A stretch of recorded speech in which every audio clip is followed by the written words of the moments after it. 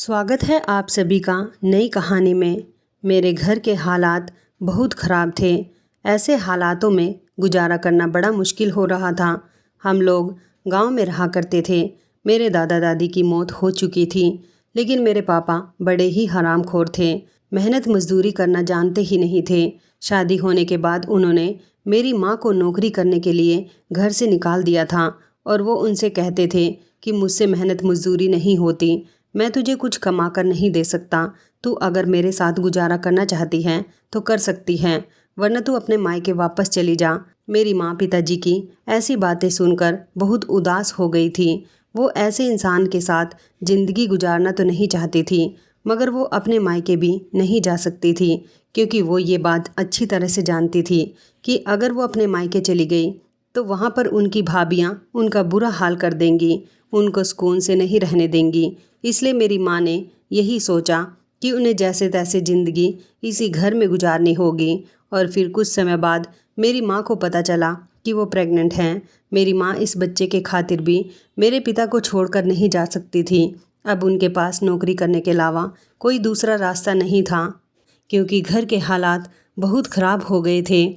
घर में खाने पीने के लिए कुछ भी नहीं बचा था। मेरे पिताजी शराबी थे। उनकी शराब पीने की लत ने उनके पूरे घर को तबाह करके रख दिया था। मेरी माँ जितना कमा कर लाती, पिताजी उनसे ले लिया करते थे और वो शराब के अड्डे पर जाकर बैठ जाते थे। महंगी से महंगी शराब पिया करते थे। यही वजह थी कि उन्होंने माँ को नौकरी करने के लिए घर से निकाल दिया था। इसमें उनका बहुत फ़ायदा था। वो सारा दिन शराब के नशे में धुत पड़े रहते थे और मेरी माँ ऐसी हालत में भी लोगों के घरों में जाकर काम किया करती थी। मेरी माँ को ऐसी हालत में ना तो किसी तरह का आराम मिल पा रहा था, ना कोई खुशी, और ना ही उनको खाने के लिए कुछ मिलता था। वो जिन लोगों के घरों में काम करती थी, उनके घर में अगर कभी कभी खाना बच जाता तो वो लोग मेरी माँ को खाना दे दिया करते थे। इस तरह मेरी माँ घर आने के बाद खाना खा लिया करती थी और उसमें भी थोड़ा सा खाना पिताजी के लिए बचा दिया करती थी। एक औरत गरीब इंसान के साथ ज़िंदगी गुजार सकती है, मगर शराबी इंसान के साथ ज़िंदगी गुजारना बड़ा मुश्किल होता है। मेरी माँ ने मेरे पिता को ना छोड़ने का फ़ैसला बहुत गलत किया था, क्योंकि वो नहीं जानती थी कि मेरे पिता कितने गिरे हुए इंसान थे। उन्होंने अपने फ़ायदे के लिए ही तो मेरी माँ को मजबूर कर दिया था। वो चाहे तो अपने मायके जा सकती है, वरना नौकरी कर सकती है, क्योंकि दोनों ही हाल में मेरे पिताजी का फ़ायदा था। वो ये बात अच्छी तरह से जानते थे कि मेरी माँ कभी भी अपने मायके नहीं जाएगी, क्योंकि मेरे पिताजी की हरकत जानते हुए भी मेरी माँ के भाई भाभी ने मेरी माँ को घर से निकालने के लिए उनकी शादी एक शराबी के साथ कर दी थी। ये भी नहीं सोचा कि वो सारी ज़िंदगी किस तरह इस आदमी के साथ गुजारा करेगी। कुछ भाई भाभियाँ ऐसे ही होते हैं जिन्हें अपने घर की बहनें बोझ लगती हैं। जब बच्चों के सर पर उनके माता पिता का साया नहीं होता तो लोग उनका फ़ायदा उठाने लगते हैं। मेरी माँ बहुत मजबूर थी, बहुत तकलीफ़ से गुजर रही थी। बड़ी मुश्किल से उन्होंने मुझे जन्म दिया था। मेरी माँ के अंदर बहुत कमज़ोरी आ गई थी। उसके बाद उन्हें मेरी भी परवरिश करनी थी। मेरे जन्म के दूसरे ही दिन मेरे पिता ने मेरी माँ को बहुत मारा था और उनसे कहा था कि जाकर पैसे लेकर आ, मुझे शराब पीनी है। मेरी माँ मौत से लड़कर मुझे जन्म दे चुकी थी, तो ऐसी हालत में वो घर से निकलकर कामकाज कैसे कर सकती थी।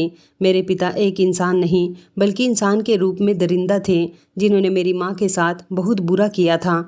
मेरी माँ रो रही थी, बिलख रही थी, मगर उनका कहना यही था कि अगर तूने मुझे पैसे नहीं ला कर दिए तो मैं तेरी बेटी को बेच दूंगा। मेरी माँ बहुत मजबूर थी। उसकी हालत ऐसी नहीं थी कि वो कोई काम काज कर सके या फिर बिस्तर से भी उठ सके। बड़ी मुश्किल से मेरी माँ मुझे गोद में लेकर चलती हुई उस घर की मालकिन के पास गई जिनके यहाँ वो काम किया करती थी। वो मालकिन बहुत अच्छी औरत थी। उसने जब देखा कि अभी 2 दिन पहले ही तो मेरी माँ ने बच्ची को जन्म दिया है और अब वो उनके यहाँ उसको गोद में लेकर चलती हुई क्यों आ रही है, उन्होंने इस बारे में मेरी माँ से पूछा तो मेरी माँ ने उनको पूरी कहानी बताई कि उनका पति किस तरह से उन पर अत्याचार कर रहा है। मालकिन को मेरे पिता पर बड़ा गुस्सा आया था और मेरी माँ पर बहुत रहम आया था। उन्होंने कहा, अगर तुम्हारा पति ऐसा ही है तो फिर तुमने इस बच्ची को क्यों जन्म दिया? तुम्हें इस बच्ची को अपने पेट में ही मार देना चाहिए था। तुम्हारा पति शराबी है, कोई काम धंधा भी नहीं करता, तो तुम कैसे अपने और अपनी बेटी का गुजारा करोगी? मेरी माँ कहने लगी कि जिस तरह मैं पहले करती थी उसी तरह से कर लूँगी, मगर अभी आप मेरी मदद कर दो। अभी मेरी हालत ऐसी नहीं है कि मैं आपके घर पर काम करूं। आप मुझे थोड़े से पैसे उधार दे दो ताकि मैं अपने पति को दे सकूं। मैं काम करके आपके सारे पैसे वापस लौटा दूंगी। मालकिन कहने लगी कि अच्छा ठीक है, मैं तुम्हारी मदद करने के लिए तैयार हूँ। उन्होंने मेरी माँ को थोड़े से पैसे दे दिए और मेरी माँ ने ले जाकर वो पैसे मेरे पिता को दे दिए। मेरे पिता पैसे लेकर शांत हो गए थे। उन्होंने मेरी माँ को धमकाना बंद कर दिया था और शराब के अड्डे पर चले गए थे। कुछ दिन तक मेरे पिता शराब के अड्डे से वापस नहीं आए थे।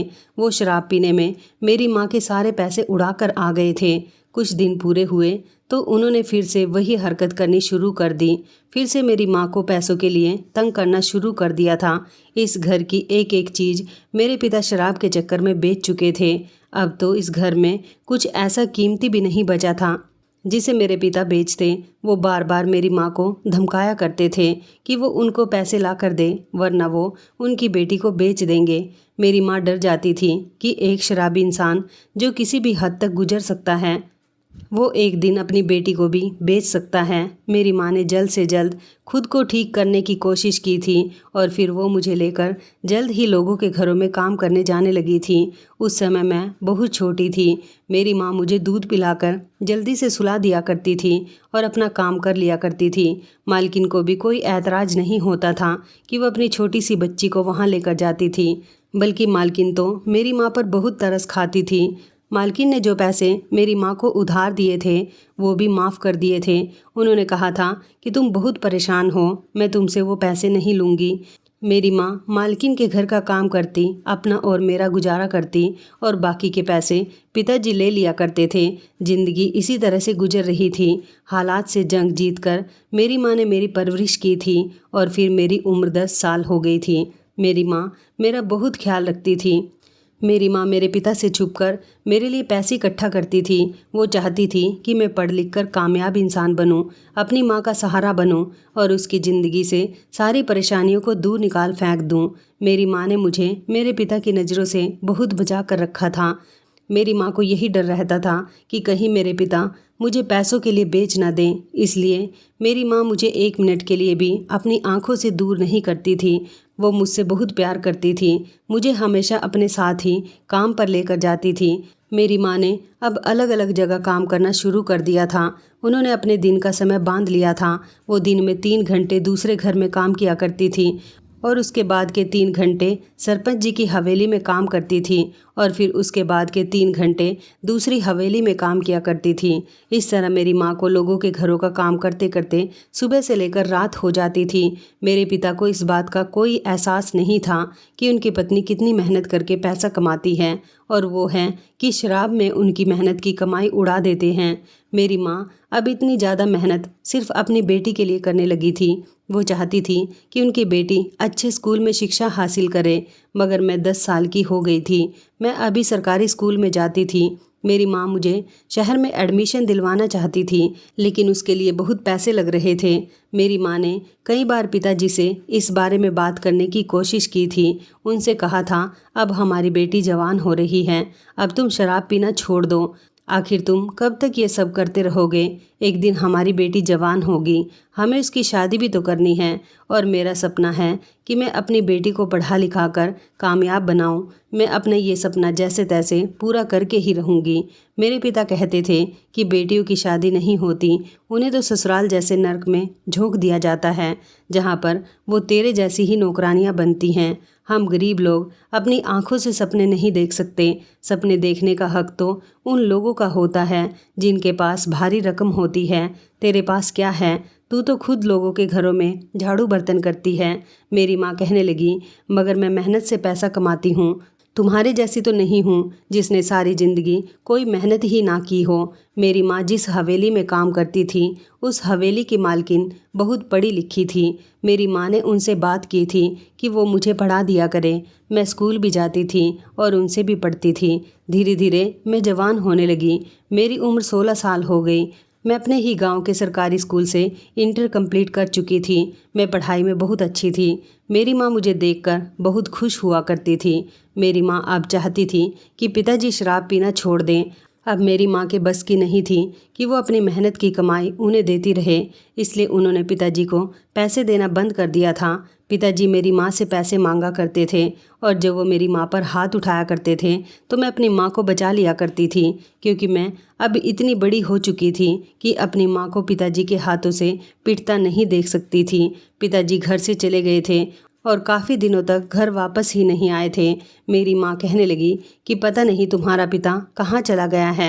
वो बस इसी टेंशन में रहती थी। फिर एक दिन पता चला कि मेरे पिताजी ने हमारे इस घर को बेच दिया है। उन्होंने अपना शराब का इतना कर्जा कर लिया था कि उन्हें अपना कर्ज उतारने के लिए हमारे घर को बेचना पड़ गया। ले देकर हमारे पास ये घर ही तो था। ये घर भी मेरे पिता ने बेच दिया था, क्योंकि गांव की ज़मीन ज़्यादा महंगी नहीं थी। हमारा घर छोटा सा था, इसलिए इसकी कीमत भी ज़्यादा नहीं थी, मगर ये हमारे सर पर साया बना हुआ था। अब हम लोग कहाँ जाते। बड़ी मुश्किल से हमें अपने ही गांव में एक किराए का मकान मिल गया था। मेरी माँ के लिए अब घर का किराया देना भी बढ़ गया था। पिताजी की इतनी उम्र हो गई थी, मगर वो सुधरने का नाम ही नहीं ले रहे थे। एक के बाद एक वो मेरी माँ की ज़िंदगी में मुसीबतें खड़ी करते जा रहे थे। मैं अपनी माँ की परेशानी देखकर बहुत परेशान रहती थी। मेरी माँ मुझे कहती थी कि तुम बस अपनी पढ़ाई पर ध्यान दो, बाकी का सब मुझ पर छोड़ दो। अब हमारे सिर पर छत भी नहीं थी।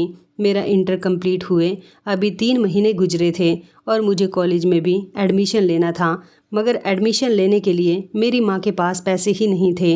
उन्होंने कुछ पैसे जोड़ कर रखे हुए थे। उन्होंने मुझे शहर भेज दिया था और कहा था कि जाकर तुम अपने एडमिशन का बंदोबस्त करो। अभी तो इतने पैसे ही ले जाओ, थोड़े पैसों का इंतज़ाम मैं बाद में कर दूंगी। मैं जितने पैसे लेकर गई थी उन पैसों में मेरा एडमिशन हो गया था। मेरी माँ की मेहनत की वजह से मेरा एडमिशन हो गया था, वरना मैं शायद कभी पढ़ ना पाती। मेरी माँ मेरी पढ़ाई पूरी करवाने के लिए मेहनत में लगी हुई थी। उसके बाद पिताजी ने हम पर एक और मुसीबत डाल दी थी। पिताजी ने किसी कंपनी के एजेंट से बात की थी। उन्होंने अपने नाम पर लोन पास करवाया था। मेरे पिताजी को पैसों की बहुत ज़रूरत पड़ रही थी। ऐसा इसलिए था क्योंकि वो महंगी महंगी शराब पिया करते थे। मेरे पिताजी ने अपने शराब का खर्च पूरा करने के लिए हमारा घर भी सस्ते दामों में बेच दिया था और अब वो इस लोन को लेने की तैयारी कर रहे थे ताकि महंगी से महंगी शराब पी सके। हमें पता चला कि मेरे पिताजी ये हरकत करने जा रहे हैं, तो मेरी माँ ने पिताजी के साथ रहना बिल्कुल भी पसंद नहीं किया। अब ये सब कुछ मेरी माँ की बर्दाश्त से बाहर हो चुका था। मेरी माँ जानती थी कि अब उनके पति ने उन्हें कहीं मुंह दिखाने लायक नहीं छोड़ा, इसलिए मेरी माँ ने खामोशी से अपना और मेरा सामान बांधा और हम दोनों माँ बेटी रात के अंधेरे में अपना गांव छोड़कर भाग गए थे। क्योंकि मेरी माँ ये बात अच्छी तरह से जानती थी कि पिताजी ने लोन ले लिया तो उसका चुकता कौन करेगा। उस लोन को भी मेरे पिताजी मेरी माँ पर ही डाल देंगे। मेरी माँ इतनी मुश्किल से मुझे पढ़ा रही थी, हम सब का गुजारा कर रही थी, और मेरे पिताजी थे कि मेरी माँ को कर्ज तले दबाए जा रहे थे। हम लोग भागकर शहर आ गए थे। मेरी माँ ने कहा था कि मैंने बहुत कोशिश की कि तुम्हारा पिता सुधर जाए, मगर वो इंसान कभी नहीं सुधर सकता। हम लोगों को इस शहर आने के बाद बहुत राहत मिली थी। मेरी माँ के पास कुछ पैसे थे, हमने किराए पर घर ले लिया था। मेरी माँ ने गांव की तरह यहाँ पर भी लोगों के घरों में काम करना शुरू कर दिया था। इस शहर में बहुत महंगाई थी और जिस घर में हम रहते थे वो घर भी बहुत महंगा था। घर का गुजारा करना थोड़ा मुश्किल हो रहा था, इसलिए मैंने स्कूल में टीचिंग की जॉब करना शुरू कर दी थी। मैंने सोचा था कि मैं जॉब भी करती रहूँगी और अपनी पढ़ाई भी करती रहूँगी। अभी मेरी सैलरी बहुत कम थी। हम दोनों माँ बेटी मिलकर कमाया करते थे और अपना गुजारा किया करते थे।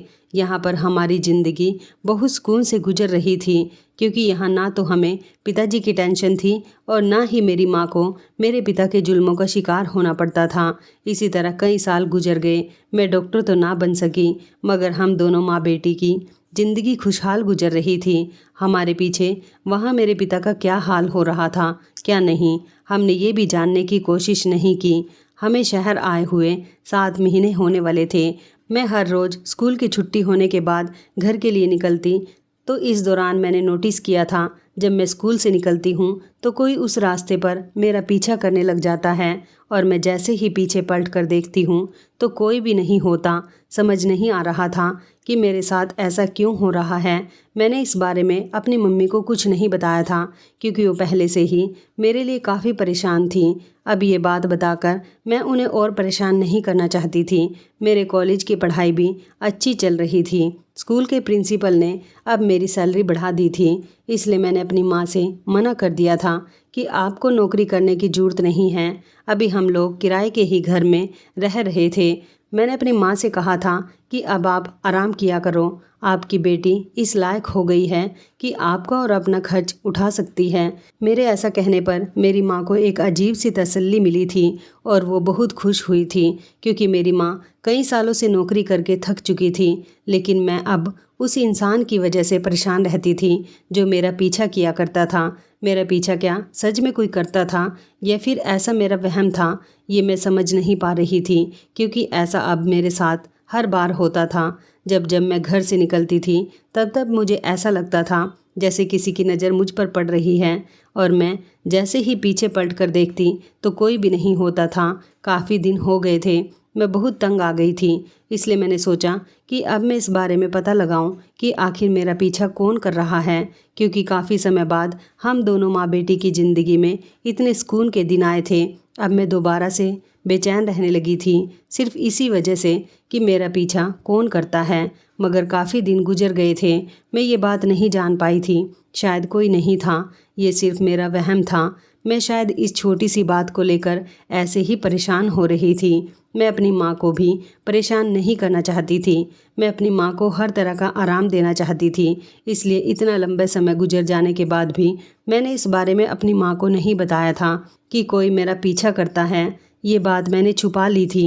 मैं खुद नहीं जानती थी कि क्या सच में मेरे साथ ऐसा हो रहा है या फिर मेरी कोई गलतफहमी है। मैं किसी भी नतीजे पर नहीं पहुंच पा रही थी, क्योंकि मैं बहुत परेशान हो चुकी थी। मेरी नौकरी काफ़ी अच्छी चल रही थी।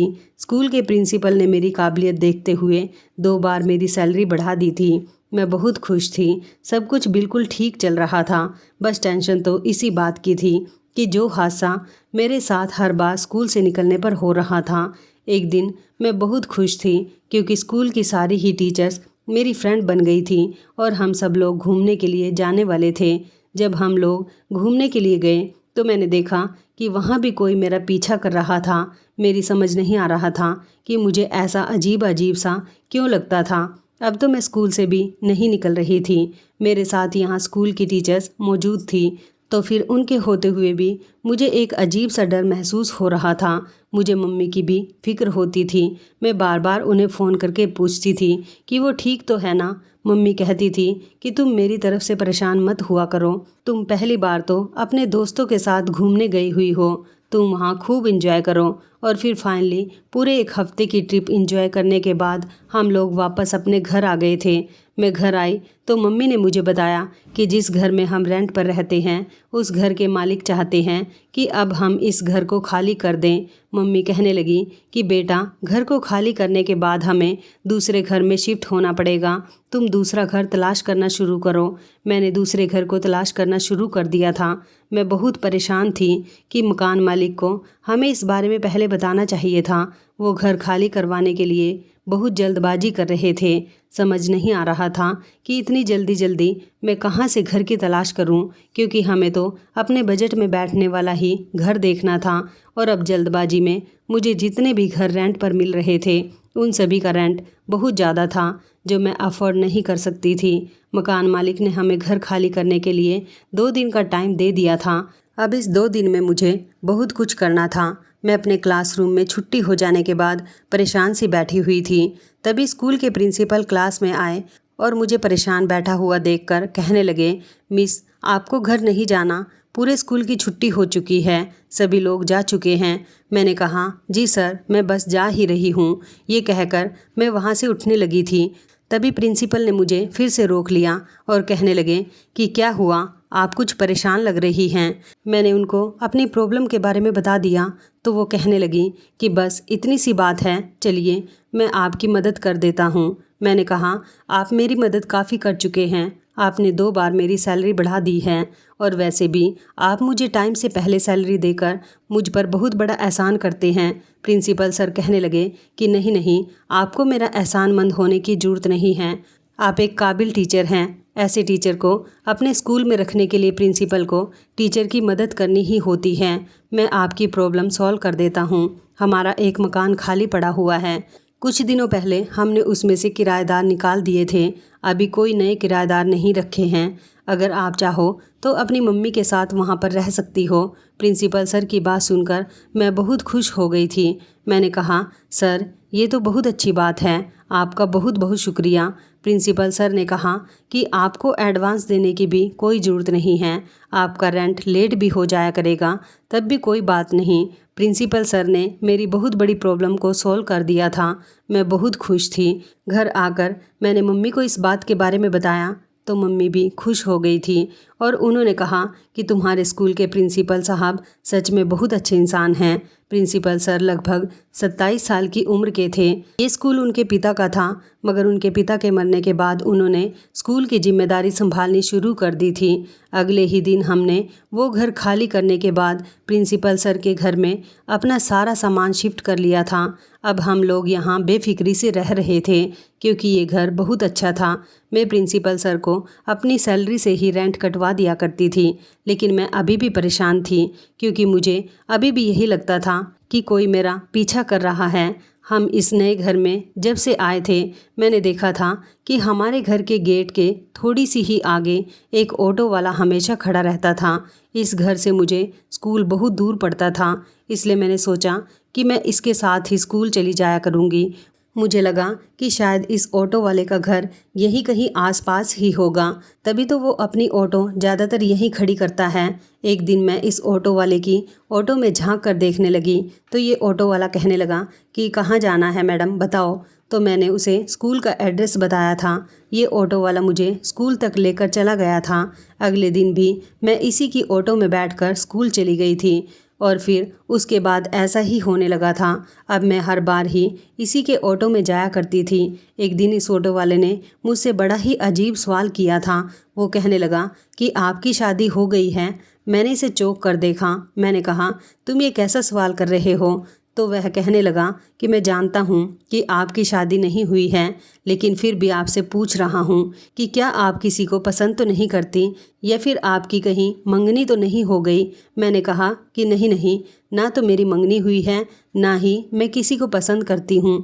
तो वो कहने लगा कि चलो ये तो बहुत अच्छी बात है, देखना मैडम एक दिन मेरी शादी तुम्हारे साथ होगी। उसकी ऐसी बात सुनकर मेरे होश उड़ गए थे। उसकी हिम्मत कैसे हुई कि वो इतनी बड़ी बात कह रहा था। मैंने कहा था कि ये तुम किस तरह से बात कर रहे हो, तो वो मेरी इस बात पर ज़ोर ज़ोर से हंसने लगा। इतनी ज़ोर ज़ोर से हंसने लगा कि उसे देखकर ऐसा लग रहा था कि वो कोई नॉर्मल इंसान नहीं है, बल्कि वो कोई पागल इंसान है। मैं तो उसे पैसे देकर अपने स्कूल के अंदर आ गई थी, मगर ना जाने क्यों बच्चों को पढ़ाते समय मेरे दिमाग में बार बार इस ऑटो वाले की बातें घूम रही थी। अगले दिन फिर से जब मैं उसकी ऑटो में बैठी तो उसने फिर से मुझसे वही बात कही, देखना एक दिन मेरी तुम्हारी शादी ज़रूर होगी। मैं फिर से कंफ्यूज हो गई। हालांकि उसका काम इतना होता था कि वह रोज़ मुझे मेरे घर से स्कूल ड्रॉप किया करता था, मगर कभी भी उसने मेरे साथ कोई बदतमीजी करने की कोशिश नहीं की थी। मैंने ये बात अपने ही स्कूल की एक टीचर को बताई तो वो मेरी बात सुनकर ज़ोर ज़ोर से हंसने लगी और कहने लगी कि वो ऑटो वाला ज़रूर कोई पागल इंसान होगा। मैंने भी उसे यही कहा, हाँ तुम ठीक कह रही हो। कहाँ मैं खूबसूरत जवान पढ़ी लिखी लड़की और कहाँ वो मोटा सा काला सा उम्र दराज आदमी जो मुझसे शादी करने की बात करता है, वो कोई पागल ही होगा। ये बात सोचकर मैंने उस आदमी की बात को ज़्यादा सीरियसली नहीं लिया था, मगर मैंने नोटिस किया था कि वो बाकी किसी से ऐसी बात नहीं करता था। जब भी मैं उसके ऑटो में बैठती तो वो मुझसे यही कहता था कि तुम्हारी मेरे साथ एक ना एक दिन शादी ज़रूर होगी। मैं उस दिन का इंतज़ार करूँगा और वो दिन बहुत जल्द आने वाला है उस ऑटो वाले की बातों पर तो मैंने ध्यान देना छोड़ दिया था और जब से मैं इस ऑटो वाले के साथ इसके ऑटो में बैठकर स्कूल जाने लगी थी, मुझे एक तरह का सुकून रहता था। ऐसा लगता था जैसे अब किसी की नज़र मुझ पर नहीं पड़ती। एक दिन ऐसा हुआ कि वो ऑटो वाला मुझे छोड़ने स्कूल गया ही नहीं, क्योंकि वो वहाँ पर मौजूद ही नहीं था। मैंने सोचा कि आज मैं पैदल ही चली जाती हूँ। मैं जब स्कूल के रास्ते पर पैदल चल रही थी तो मैंने देखा कि दो गुंडे वहाँ पर आ गए थे। वो मेरे साथ छेड़छाड़ करने की कोशिश कर रहे थे। उन्होंने अपने चेहरे पर मास्क लगाया हुआ था। मैं उनसे बचने की कोशिश कर रही थी। मुझे बहुत डर लग रहा था। मैंने आसपास देखा तो मुझे कोई भी नज़र नहीं आ रहा था। मैं चीख रही थी, चिल्ला रही थी। मुझे ऐसा लग रहा था जैसे आज मेरी इज्जत इन दोनों गुंडों के हाथों नीलाम होने वाली है। वो दोनों मुझे पकड़ने की कोशिश कर रहे थे, मगर मैं तेज़ तेज़ भाग रही थी। तभी अचानक मेरी टक्कर किसी से हुई और उसने मुझे अपनी बाहों में भर लिया था। जब मैंने नज़र उठाकर देखा तो मैं दंग रह गई थी कि जिस इंसान ने मुझे संभाला था वो इंसान कोई और नहीं बल्कि प्रिंसिपल सर थे। मेरी जान में जान आई थी। प्रिंसिपल ने जब उन लोगों की तरफ लपकने की कोशिश की तो वो दोनों ही गुंडे वहाँ से भाग गए थे। मैंने प्रिंसिपल सर से कहा कि आपका बहुत बहुत शुक्रिया, आपने मुझे बचा लिया, वरना ना जाने आज मेरे साथ क्या होता। प्रिंसिपल सर मुझे अपने साथ स्कूल ले गए थे और उन्होंने जिम्मेदारी ली थी कि वो मुझे खुद स्कूल से घर और घर से स्कूल लाने की जिम्मेदारी उठाएंगे। मैंने उन्हें मना भी किया था, मगर उन्होंने कहा कि नहीं, मैं तुम्हारी हर तरह से मदद करना चाहता हूँ। मैं ये सब देखकर बहुत हैरान हो रही थी कि आखिर प्रिंसिपल सर मुझ पर कुछ ज़्यादा ही मेहरबान होने लगे थे। एक दिन मुझे इस बात के बारे में भी पता चल गया कि आखिर वो मुझ पर इतने मेहरबान क्यों होते थे। जब उन्होंने मुझसे अपनी मोहब्बत का इजहार किया, उन्होंने कहा कि तुम मुझे बहुत पसंद आ गई हो। जिस दिन से तुम इस स्कूल में आई हो उसी दिन से स्कूल के बच्चों की पढ़ाई बहुत अच्छी चल रही है, क्योंकि तुम एक काबिल और होनहार टीचर हो और मैं भी तुम्हें बहुत पसंद करने लगा हूँ। तुमसे शादी करना चाहता हूँ। मगर मैंने अभी प्रिंसिपल सर से शादी के लिए इनकार कर दिया था, लेकिन उनकी मोहब्बत के लिए हाँ कर दी थी, क्योंकि मैं भी उन्हें पसंद करने लगी थी। मेरे मन में भी उनके लिए प्यार मोहब्बत भरी फीलिंग्स जागती थी। मैंने कहा था कि आपको अपनी फैमिली को मेरे घर रिश्ता लेकर भेजना होगा, तभी मैं आपसे शादी करूँगी। प्रिंसिपल सर ने कहा था कि मुझे इस बात पर कोई ऐतराज़ नहीं है, क्योंकि मैं तुम्हें इज्जत से अपनी ज़िंदगी में शामिल करूँगा। उस दिन मैं बहुत खुश थी और जब मैं अपने घर गई तो मैंने देखा कि मेरी माँ बहुत परेशान थी। मैंने अपनी माँ से कहा कि माँ, क्या हुआ है, आप इतनी परेशान क्यों नज़र आ रही हो। तो माँ कहने लगी कि बेटा, कल स्कूल से घर मत आना। मैंने माँ से कहा कि आप ये कैसी बातें कर रही हो, घर नहीं आऊँ तो फिर कहाँ जाऊँ। माँ कहने लगी कि बेटा, एक बहुत बड़ी मुसीबत आ गई है, प्लीज़ तुम कल स्कूल से घर मत आना। तुम कल सुबह जब स्कूल के लिए जाओ तो अपनी किसी दोस्त वगैरह के घर चली जाना और 2-3 दिन वहाँ पर गुजार कर आना। मैंने माँ की किसी बात को नहीं समझा था कि वो क्या कहना चाह रही थी, मगर मैंने इतना ज़रूर देखा था कि वो बहुत परेशान थी। और वो परेशान सिर्फ अभी से ही नहीं थी, बल्कि पिछले 2-3 दिन से परेशान थी। मैं स्कूल के काम में इतनी घिरी हुई थी कि मुझे उनकी परेशानी तसल्ली से पूछने का मौका ही नहीं मिला था। फिलहाल मेरे लाख पूछने के बावजूद भी मेरी माँ ने मुझे अपनी परेशानी के बारे में नहीं बताया था। उस रात तो जैसे तैसे मैं अपने कमरे में जाकर सो गई थी। सुबह जैसे ही मैं उठी तो मेरी माँ ने मुझे मेरा सामान बांध कर दे दिया और कहने लगी कि ये तुम्हारा सामान है, 2-3 दिन तक तुम यहाँ पर मत आना। मैंने अपनी माँ से कहा, मगर आप ऐसा क्यों कर रही हो। माँ ने कहा, तुम्हें मेरी कसम है, तुम इस बारे में कुछ ना ही पूछो तो अच्छा होगा। बस तुम यहाँ से चली जाओ, मैं तुम्हें खुद फ़ोन करूँगी और तुम्हें बताऊँगी कि तुम्हें कब आना है। अभी तुम यहाँ से जाओ। मेरी माँ ने मुझे घर से निकालकर अंदर से दरवाज़ा बंद कर लिया था। कुछ समझ नहीं आ रहा था कि मैं क्या करूं। फ़िलहाल मैं अपने सामान सहित स्कूल चली गई थी। फिर जब छुट्टी का टाइम हुआ तो मैं सोचने लगी कि मैं अपने दोस्त के घर जाऊं या फिर अपने घर जाऊं। प्रिंसिपल सर ने मुझसे कहा था कि मैं तुम्हें तुम्हारे घर छोड़ देता हूं, क्योंकि अब वो ही मुझे स्कूल से घर ले जाते थे और घर से स्कूल। मगर आज तो मेरी माँ ने मुझे मना किया हुआ था कि मुझे घर नहीं जाना, इसलिए मैंने प्रिंसिपल सर से कह दिया कि आप मुझे मेरी दोस्त दीपिका के घर छोड़ दीजिए। प्रिंसिपल सर ने मुझसे पूछा भी था कि क्या हुआ, कोई परेशानी है क्या। मगर मैंने उन्हें कुछ नहीं बताया। उससे कह दिया कि नहीं, आज मुझे अपनी दोस्त से मुलाकात करनी है। इसलिए प्रिंसिपल सर सामान को देखकर समझ तो रहे थे कि ज़रूर कोई बड़ी बात है, मगर मैंने उन्हें कुछ नहीं बताया था, इसलिए वो भी मुझसे ज़बरदस्ती कुछ नहीं पूछ सकते थे। उन्होंने मुझे मेरी दोस्त के घर पर छोड़ दिया था। मैंने अपनी दोस्त को बताया था कि मैं तुम्हारे घर पर 2-3 दिन के लिए आई हूँ। उसे भी कोई ऐतराज़ नहीं था। मैं उसके घर पर आराम से रह सकती थी, क्योंकि वो अकेली ही अपने घर में रहती थी। उसकी सिर्फ 2 बहनें थीं और वो दोनों बहनें जॉब करती थीं। मुझे अभी अपने दोस्त के घर आए हुए 2 घंटे गुजर गए थे। मैं सोच रही थी कि मैं क्या करूं। आखिर माँ ने मुझे घर आने के लिए मना क्यों किया? आखिर माँ क्या कर रही है? फिर मैंने सोचा कि कहीं मेरी माँ के साथ कुछ गलत तो नहीं होने वाला। मुझे डर लगने लगा था। एक अजीब सी घबराहट सवार होने लगी थी। इसलिए मैंने न कुछ सोचा न समझा और अपने दोस्त के घर से निकल गई थी। मुझे याद आया कि ज़रूर कोई बड़ी बात ही होगी। मेरी माँ किसी मुसीबत में फंस गई तो क्या होगा? मुझे उन्हें अकेला नहीं छोड़ना चाहिए था। मैं अपने घर की तरफ जाने लगी, तभी रास्ते में मुझे प्रिंसिपल सर का फ़ोन आ गया। मेरी आंखों में पहले से ही आंसू थे। मैं अपनी गलती पर पछता रही थी कि मुझे अपनी माँ की बात को नहीं मानना चाहिए था। इतनी ही देर में प्रिंसिपल सर की कॉल आई।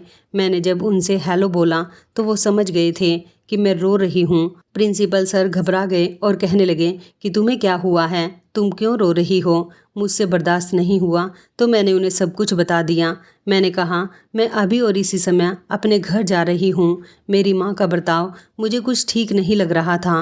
प्रिंसिपल सर कहने लगे कि अच्छा ठीक है, तुम अपने घर जाओ और अपना ख्याल रखना। ये कहकर हम दोनों ने फ़ोन बंद कर दिया था। मैं जैसे ही अपने घर पहुँची तो ये देखकर मेरे पैरों तले से ज़मीन निकल गई थी कि वहाँ पर बहुत भीड़ लग रही थी। बहुत सारे लोग इकट्ठा थे। मैं जल्दी से घर के अंदर घुसी तो ये देखकर मेरे होश उड़ गए थे कि मेरे घर में वही ऑटो वाला आदमी बैठा हुआ था। वो दूल्हा बना हुआ था, जबकि मेरी माँ दुल्हन के कपड़ों में मौजूद थी। ये सब क्या हो रहा था? पंडित जी भी मौजूद थे, जो मंत्र पढ़ने के लिए बिल्कुल तैयार बैठे थे। मैं जैसे ही अपनी माँ के पास पहुँची तो मेरी माँ ने मुझे देखा और वो कहने लगी कि तू यहाँ पर क्यों आई है? अब मैं समझ गई थी कि मेरी माँ ने मुझे यहाँ से निकाल कर शादी रचाने के बारे में सोच लिया था। माँ ने कहा, मैंने तुझे मना किया था ना, इससे पहले मैं कुछ और सोचती। एक आदमी ने उठकर घर का दरवाज़ा बंद कर दिया, मुझे धक्का देकर मेरी माँ के बराबर में बिठा दिया। तभी मुझे पता चला कि ये वही एजेंट हैं जिसने मेरे पापा को पैसे दिलवाए थे, जिसके बाद मेरे पापा इस दुनिया से चले गए। अब वो लोन के पैसे हमसे वसूलना चाहता था।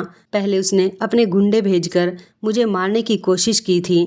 वो गुंडे मेरी इज्जत खराब करने नहीं आए थे, बल्कि मुझे पकड़कर मारना चाहते थे। और इससे पहले भी उसके आदमी कई बार मेरा पीछा कर चुके थे, मगर उसे मारने से ज़्यादा मेरे घर आना बेहतर लगा। इसलिए वो ऑटो वाला बनकर मेरे स्कूल जाने के बाद मेरी माँ से मिलने यहाँ आता था और मेरी माँ को ब्लैकमेल किया करता था कि तुम दोनों माँ बेटी मुझे पैसे दे दो, क्योंकि मेरे पिता ने जब उसके लोन के पैसे चुकता नहीं किए तो उसे पता चला कि मेरे पिता की पत्नी और एक बेटी भी हैं। वो हमें तलाश करने लगा और फिर एक दिन ऐसा हुआ कि उसे पता चल ही गया कि हम इस शहर में रहते हैं। वो मेरी माँ को घर जाकर धमकाया करता था, या तो वो उससे शादी करे या फिर अपनी बेटी की शादी उससे करवा दे। लेकिन मेरी माँ मेरी ज़िंदगी के बदले अपनी ज़िंदगी तबाह करने के लिए तैयार थी, क्योंकि वो जानती थी कि मेरे पिता ने शुरू से लेकर अब तक हम लोगों के साथ बहुत गलत किया। और ये एजेंट भी बहुत खतरनाक आदमी था। ये अपना भेष बदल कर यहाँ मेरी माँ से मिलने आता था। मैंने उस ऑटो वाले से कहा कि प्लीज़ मेरी माँ को छोड़ दो, तो वो कहने लगा कि तुम मेरे पैसे दे दो, मैं तुम दोनों को छोड़ दूंगा। मैंने उसे लाख समझाने की कोशिश की, मगर वो मेरी और मेरी माँ की बात सुनने के लिए तैयार ही नहीं था। वो कहने लगा, अगर तुम लोगों की नीयत नहीं है मेरे पैसे देने की, तो फिर मैं तेरी ही बेटी से शादी करूँगा। ये अभी जवान है और खूबसूरत है। वो मेरे साथ ज़बरदस्ती करने लगा और पंडित जी से कहने लगा कि मंत्र पढ़ना शुरू करो। मैं चीख रही थी, चिल्ला रही थी। इतनी ही देर में धड़ाम से दरवाज़ा खुला और पुलिस हमारे घर के अंदर आ गई थी। पुलिस को देखकर हम सब हैरान रह गए थे कि पुलिस को यहाँ किसने बुलाया था। फिर मुझे पता चला कि पुलिस को तो प्रिंसिपल सर लेकर आए थे। उन्होंने मुझे फ़ोन पर परेशान देख लिया था और वो समझ गए थे कि ज़रूर कोई बड़ी बात है, इसलिए वो पुलिस को लेकर मेरे घर आ गए थे। और यहाँ आने के बाद पुलिस को सब कुछ पता चल गया था। पुलिस ने उस ऑटो वाले को गिरफ्तार कर लिया था और पुलिस उसे गिरफ्तार करके ले जा चुकी थी। मेरे पिता मर गए, मगर उन्होंने सारी ज़िंदगी मेरी माँ को परेशान किया। शायद उनको नरक में भी जगह नहीं मिलेगी, क्योंकि उन्होंने मेरी माँ को बहुत तंग किया।